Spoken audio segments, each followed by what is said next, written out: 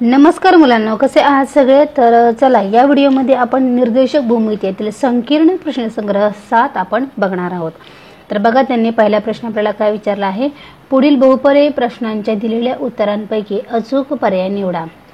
Okay, तर त्यातला पहिला प्रश्न बघा, त्यांनी काय लिहिलं आहे, विचारला आहे, एक्स अक्षावरील कोणताही बिंदू पुढीलपैकी कोणत्या रूपात असतो। आता हे त्यांनी विचारलेलं आहे एक्स अक्ष।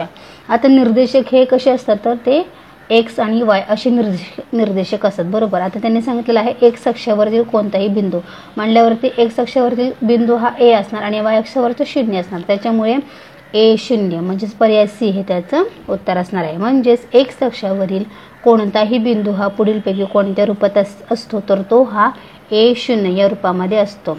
ठीक आहे, कळलं। म्हणजे एक्स अक्षावरचे जे असतात ते आपण एक्स पहिल्यांदा लिहितो आणि जे वाय अक्षावरचे बिंदू असतात ते वाय म्हणजेच या ठिकाणी आपण लिहितो, त्याच्यामुळे A0 हे याचं उत्तर आहे। ओके, त्यानंतर आपण दुसरा प्रश्न सुद्धा बघूया। बघा, त्यांनी काय विचारलं आहे, रेषा y बरोबर x या रेषेवरील प्रत्येक बिंदूचे निर्देशक पुढीलपैकी कोणत्या रूपात असतील।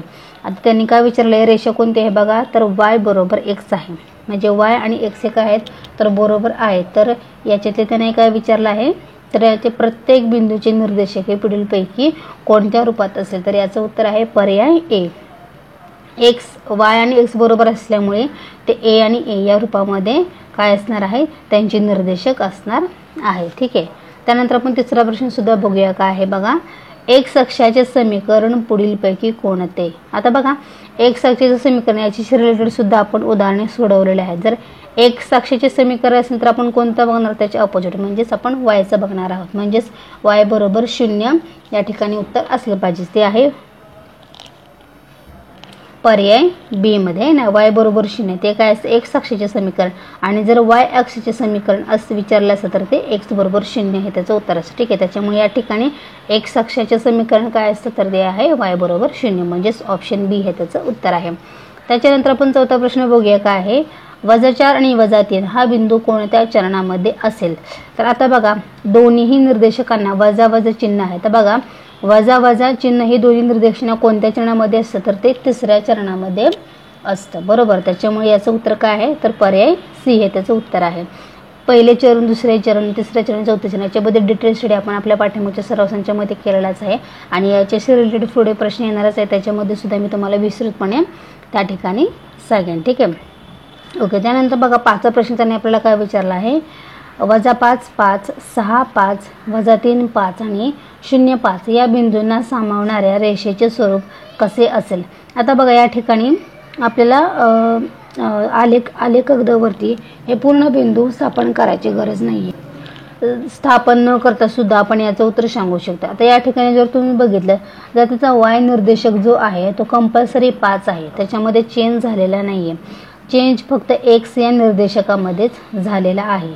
त्याच्यामुळे आपण सहज ऑब्झर्वेशन करूनच म्हणू शकतो की याचं उत्तर आहे पर्याय सी, म्हणजेच एक्स अक्षाला समांतर असणार आहे, कारण त्यांचा वाय निर्देशक हा तर समान असल्यामुळे म्हणजेच स्थिर असल्यामुळे तर त्या रेषेचे स्वरूप हे कसं असणार आहे, तर ते एक्स अक्षालाच समांतर असणार आहे, हे आपल्याला पटकन समजते। ओके, त्यानंतर आता 6वा प्रश्न आहे, यातला 6वा प्रश्न काय आहे ते सुद्धा आपण बघूया।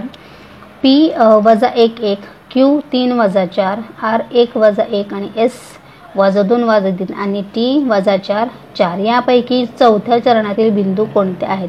आता बघा, चौथ्या चरणातल्या यामध्ये थोडक्यात तुम्हाला सांगते, पहिल्या चरणामध्ये दोन्ही प्लस असतात, बरोबर। आता तिसऱ्या चरणामध्ये पहिल्याचे विरुद्ध असतो, म्हणजेच दोन्हीही वजा असतात। ठीक आहे, दुसऱ्या चरणामध्ये काय असते बघा,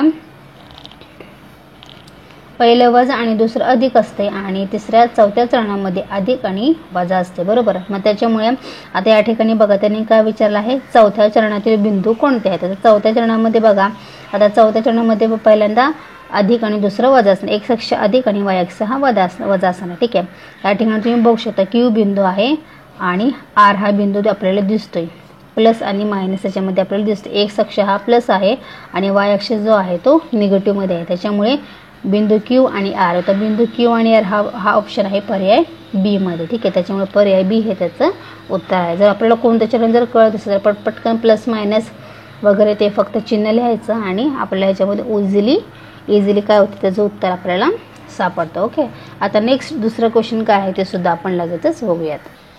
तर बघा दुसरा प्रश्न त्यांनी काय विचारला आहे. दुसरा प्रश्न आहे, आकृतीत काही बिंदू दाखवले आहेत आणि त्यापैकी आपल्याला पुढील प्रश्नांची उत्तरे लिहायची आहेत. बघा त्यांनी ह्या टाईपच्या आपल्याला आकृती दिलेल्या आहेत आणि या ठिकाणी बिंदू त्यांनी प्लॉट केलेले आहेत. आता याच्यावरून आपल्याला काही प्रश्नांची या ठिकाणी उत्तरे बघायची आहेत. तर प्रश्न काय आहे ते सुद्धा आपण लगेचच बघूयात.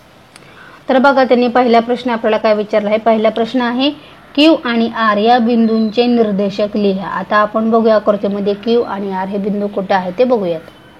तर बघा या ठिकाणी आपल्याला बिंदू Q अगोदर बघूया. तर बिंदू Q बघा या ठिकाणी आहे, x अक्षावरती -2 आहे आणि y अक्षावरती हा 2 आहे. म्हणजे त्याचे बिंदू काय असणार आहेत बघा, तर -2 आणि 2 असणार आहे. म्हणजेच निर्देशक Q चे -2 आणि 2 असणार आहेत.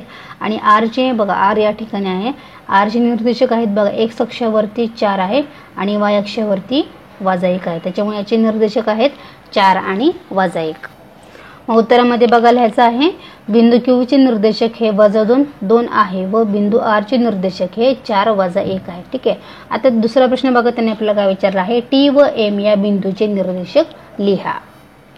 तर बघा आकृतीमध्ये बिंदू T, आता बिंदू T जो आहे तो बघा या ठिकाणी आहे. ठीक आहे. तर x अक्षावरती 0 आहे, x अक्षावरती 0 आणि y अक्षावरती -1 आहे. त्याच्यामुळे T चे निर्देशक काय होतील, 0 आणि -1 होतील. त्यानंतर आपल्याला विचारला आहे M बिंदूचे निर्देशक. M बिंदू बघा, M हा जो बिंदू आहे, तर या ठिकाणी बघा M हा बिंदू आहे. तर M चे निर्देशक बघा, x अक्षावरती 3 आणि y अक्षावरती 0. ओके, मग त्याच्यामुळे याचे जे निर्देशक आहेत ते 3 आणि 0 आहेत.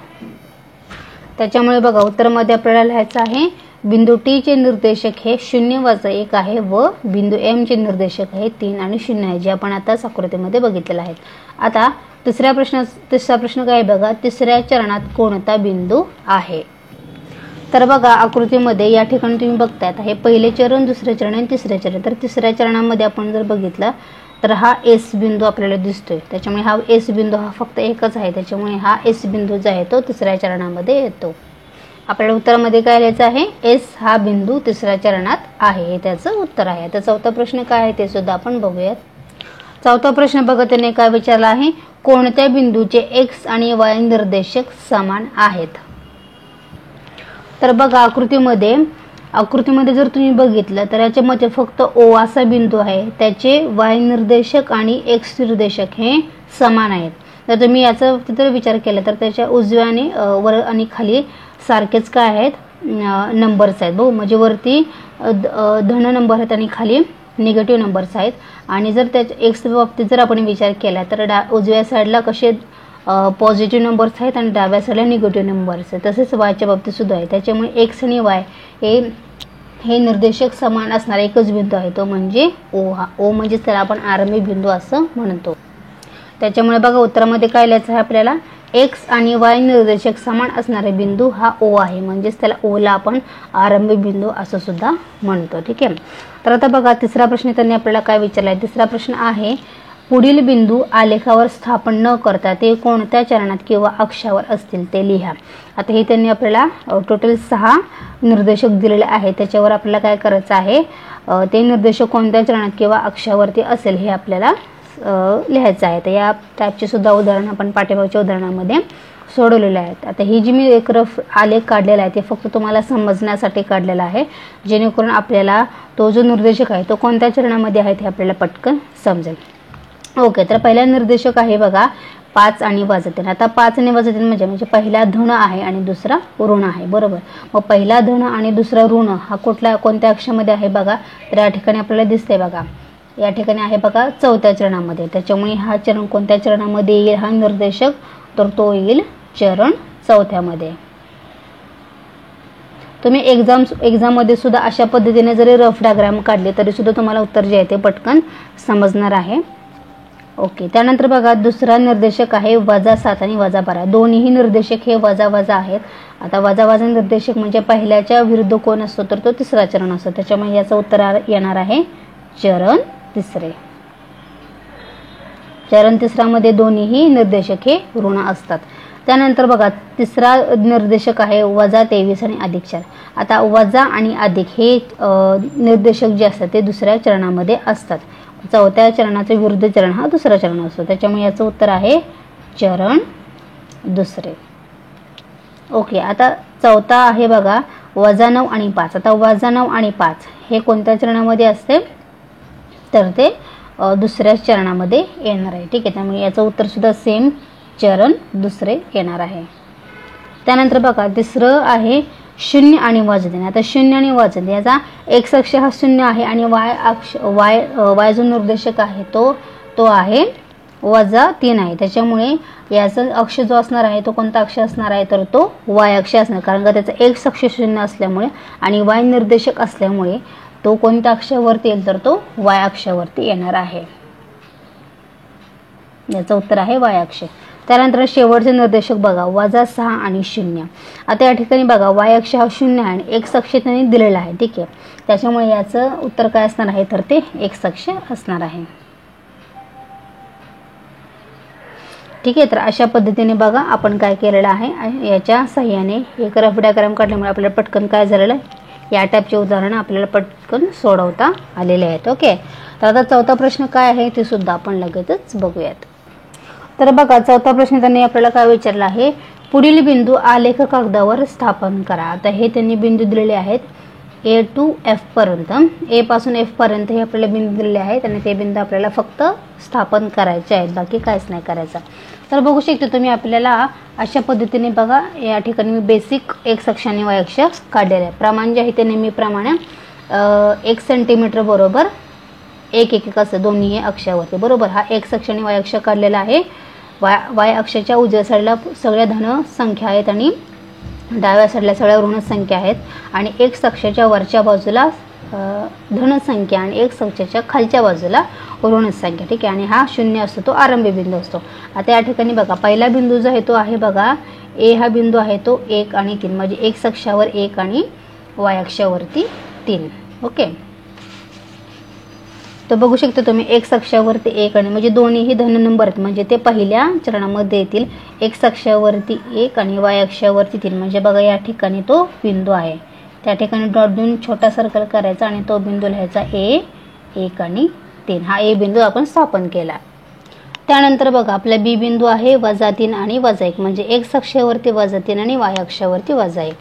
तर बघा B आहे बिंदू -3 आणि -1 म्हणजेच बघा -3 म्हणजे हा आणि -1 म्हणजे y अक्षावरती म्हणजे हा बघा -1 आणि हा -3. ओके, -1 आणि हा आपल्या -3 पर्यंत हा समोर न्यायचा म्हणजे आपला हा बिंदू हा झाला. ओके, हा बिंदू आहे B. डॉट आणि सर्कल बिंदू B. निर्देशक आहेत बघा -3 आणि -1.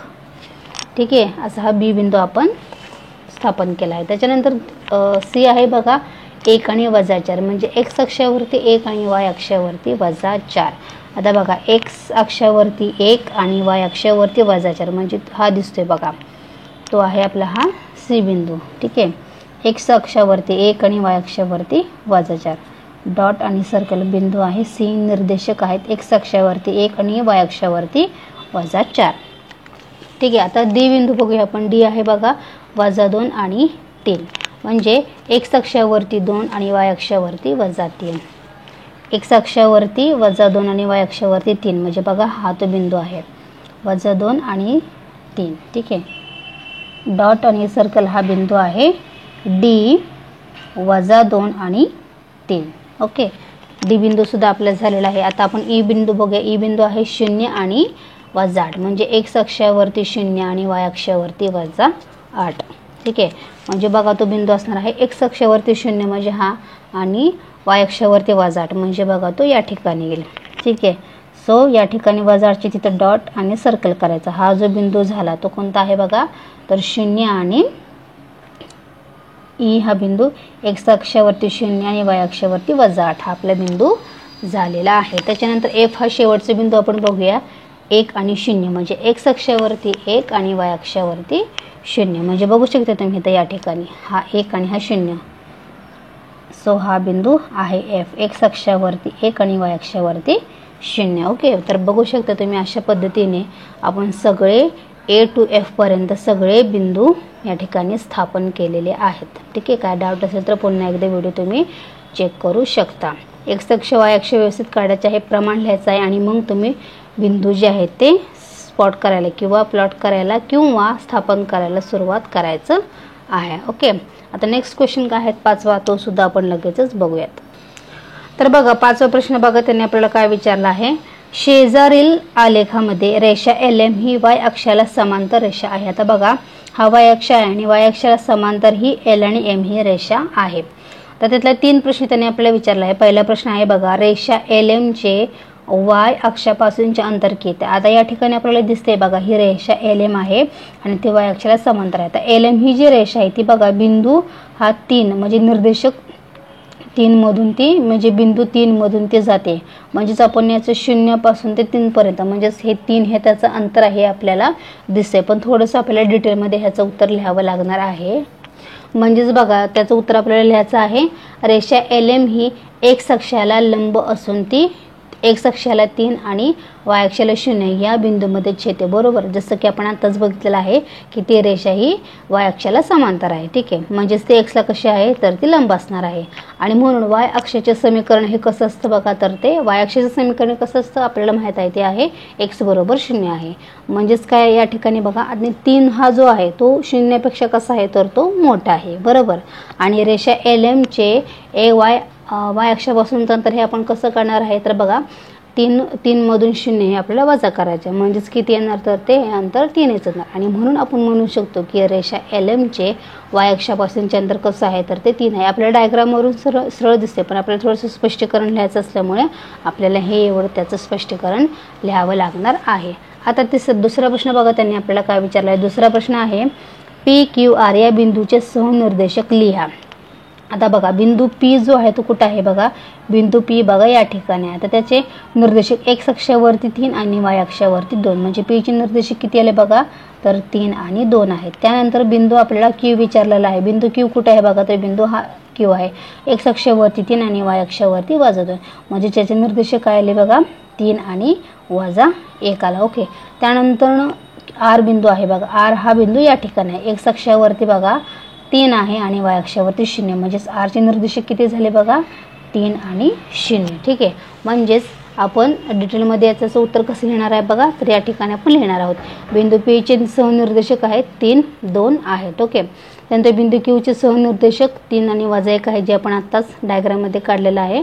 आणि बिंदू R चे सहनिर्देशक हे 3 आणि 0 आहेत. ओके, आता तिसरा प्रश्न बघा, त्यांनी आपल्याला काय विचारला आहे ते सुद्धा आपण बघूयात. बिंदू L आणि M यांच्या एक्स निर्देशांकातील फरक किती.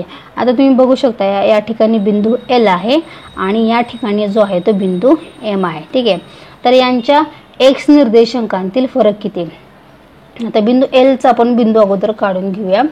ठीक आहे, बघा बिंदू L चे निर्देशक बघा एक्स हा 3 आहे, वाय चे निर्देशक आहे काय 3 आहे, त्याच्यामुळे बिंदू L चे निर्देशक 3, 3 आहे. ठीक आहे, त्यानंतर M चे सुद्धा निर्देशक आपण काढू शकतो. एक्स अक्षावरती 3 आणि वाय अक्षावरती -3, म्हणजेच 3 आणि -3 हे काय झाले, या दोन्ही बिंदूचे निर्देशक झाले. आता आपल्याला काय करायचं आहे तर एक्स निर्देशांकातील फरक हा काढायचा आहे. म्हणजेच आपण उत्तरामध्ये बघा आता काय लिहिणार आहोत तर बघा बिंदू L चे निर्देशक हे 3 आणि 3 आहे, ते आपण आताच काढलेलं आहे. आणि बिंदू M चे सुद्धा आपल्याला निर्देशक माहित आहेत, काय आहेत बघा तर 3 आणि -3 आहेत. तर बघा आता या ठिकाणी तुम्ही बघू शकता बघा बिंदू L व बिंदू M चे एक्स निर्देशक हे समान आहेत. आता समान म्हणजे कसे बघा, आता L चा एक्स निर्देशक हा 3 आहे आणि M चा एक्स निर्देशक सुद्धा हा 3 आहेत, म्हणजे समान आहे. म्हणजेच या ठिकाणी मी लिहिलं आहे समान, म्हणजेच तो किती आहे 3 आहे. आणि आता यांच्यातील फरक आपण कसं करणार बघा, तर बिंदू L व बिंदू M च्या एक्स निर्देशांकातील फरक कसा काढायचा आहे. फरक म्हणजे आपण वजाबाकी करतो, म्हणजेच 3 - 3 करावा लागेल. तर तो फरक किती आहे बघा, तर तो 0 आहे. म्हणजेच बिंदू L व बिंदू M यांच्या एक्स निर्देशांकातील फरक किती आला आहे बघा, तर तो 0 आला आहे. ठीक आहे, तर बघा अशा पद्धतीने आपल्याला हा 5वा प्रश्न सोडवायचा होता. अगदी सोपा होता तो प्रश्न. आता आपण 6वा प्रश्न काय आहे बघा ते सुद्धा आपण लगेचच बघणार आहोत. तर हे थेरॉटिकलमध्ये थोडंसं 6वा आणि 7वा प्रश्न मोडतो. ओके, आपण लगेचच तो सुद्धा बघूयात. तर बघा 6वा प्रश्न आहे एक्स अक्षाला समांतर आणि एक्स अक्षापासून 5 एकक अंतरावर किती रेषा आहेत आणि त्यांची समीकरणे लिहा. ओके, आता या टाईपचा हा त्यांनी आपल्याला प्रश्न विचारला. तर उत्तरामध्ये बघा काय लिहायचं आहे आपल्याला. तर एक्स अक्षाला समांतर असणाऱ्या रेषेचं समीकरण काय असतं, तर ते y बरोबर b असतं. हे आपल्याला पाठीमागं माहिती आहे. जर y अक्ष असतं तर त्याचं समीकरण आलं असतं x बरोबर a आलं असतं. ओके, तर या स्वरूपाचे असते आणि जर b हा 0पेक्षा जर मोठा असेल तर ती रेषा ही एक्स अक्षाला त्याच्या वरच्या बाजूला समांतर असते. ठीक आहे, आणि जर b हा 0पेक्षा जर लहान असेल म्हणजेच मग ती काय असणार आहे, निगेटिव्ह असणार आहे, म्हणजेच ऋण असणार आहे, तर ती रेषा ही एक्स अक्षाला त्याच्या खालच्या बाजूला समांतर असते. बरोबर, म्हणजेच एक्स अक्षाला समांतर आणि एक्स अक्षापासून 5 एकक अंतरावर 2 रेषा आहेत असे आपण म्हणू शकतो. म्हणजेच ती कोणत्या रेषा असणार आहे बघा, y बरोबर एकतर 5 असेल किंवा y बरोबर -5 असेल. म्हणजे एकतर ती पॉझिटिव्ह असेल किंवा निगेटिव्ह असेल, या दोन्हीतलं कोणतं तरी असू शकेल. त्याच्यामुळे त्यांची समीकरणं कोणती आहेत बघा, तर y बरोबर 5 व y बरोबर -5 ही त्यांची समीकरणे आहेत. ठीक आहे, कारण का त्याने बघा 5 एकक सांगितलेलं आहे, खाली किंवा वर हे आपल्याला सांगितलं नाही, त्यासाठी त्याची दोन्हीही समीकरणे येतील. y बरोबर 5 येईल किंवा y बरोबर -5 सुद्धा येतील. ही दोन्हीही त्याची समीकरणे असणार आहेत. ठीक आहे, आता 7वा प्रश्न काय आहे ते सुद्धा आपण लगेचच बघूयात. तर बघा त्यांनी 7वा प्रश्न आपल्याला काय विचारला आहे, कोणतीही वास्तव संख्या a ही घेऊन y अक्ष आणि x बरोबर a या रेषेमधील अंतर ठरवा. आता बघा त्यांनी आपल्याला काय सांगितलं आहे, कोणतीही वास्तव संख्या a ही घेऊन, a ही कोणती संख्या आहे तर ती वास्तव संख्या आहे. ओके, तर a ही वास्तव संख्या आहे. जर a हा 0पेक्षा जर मोठा असेल तर x बरोबर -a ही रेषा y अक्षाला डावीकडून असून ती -0 या बिंदूतून जाते आणि याचा अर्थ असा होतो की हा 0 जो आहे तो -a पेक्षा कसा असणार आहे, नक्कीच तो मोठा असणार आहे. बरोबर, वजा आहे म्हटल्यावरती तो 0पेक्षा मोठाच असणार आहे. बरोबर, आणि म्हणून y अक्ष आणि x बरोबर -a हे असणार आहे. जर y अक्ष असेल तर y अक्ष आणि x बरोबर -a असेल. आणि या रेषेतील अंतर मग कसं असेल तर 0 मधून आपण वजा काय करायचं आहे, तर ते जे अंतर आलेलं आहे ते x बरोबर -a आलेलं आहे ते आपण वजा करणार आहोत. मग 0 वजा अधिक होईल, म्हणजेच काय होईल तर ते अधिक a होईल. हे त्याचं अंतर झालं. आणि जर दुसरी कंडिशन आहे बघा, जर a हा 0पेक्षा मोठा असेल तर हा x बरोबर a येईल आणि ही रेषा y अक्षाला उजवीकडे असून ती a अधिक a 0. आता डावीकडे असल्यामुळे ती -a आली. बरोबर, आणि आता उजवीकडे असल्यामुळे ती अधिक a आली आणि या बिंदूतून जाते आणि a हा 0पेक्षा कसा आहे तर तो मोठा आहे. आणि म्हणून आपण असं म्हणू शकतो की y अक्ष आणि x बरोबर a या रेषेतील अंतर हे कसं असणार आहे बघा, तर a - 0 तर किती असणार आहे तर ते aच असणार आहे. आणि म्हणून y अक्ष आणि x बरोबर a या रेषेतील अंतर कसं असणार आहे बघा, तर केवल मूल्य चिन्हामध्ये a, याला या दोन रेषा ज्या असतात त्याला काय म्हणतो, केवल मूल्य चिन्ह असं आपण त्याला म्हणतो. त्याच्यामुळे केवल मूल्य चिन्हामध्ये a असं त्या ह्याच्यामध्ये ते त्यांचं अंतर असणार आहे. कोणाचं अंतर असेल तर y अक्ष आणि x बरोबर a या रेषेतील अंतर हे अंतर असणार आहे केवल मूल्यामध्ये a. हे त्याचं उत्तर आहे. ओके, तर बघा काय डाऊट असेल तर मला कमेंट करून नक्की सांगा. आणि याच व्हिडिओ बरोबर किंवा याच प्रश्नाबरोबर आपला सराव संच जो आहे तो सराव संच पूर्णपणे आपला संकीर्ण प्रश्नसंग्रह हा पूर्णपणे सोडवून झालेला आहे. काय डाऊट असेल तर सांगा आणि आपल्या आदर्श क्लासेस यूट्यूब चॅनलला जाता सबस्क्राईब करायला विसरू नका, जेणेकरून येणाऱ्या सर्व व्हिडिओचे नोटिफिकेशन तुम्हाला सर्वात अगोदर मिळतील. Till then take care, bye bye.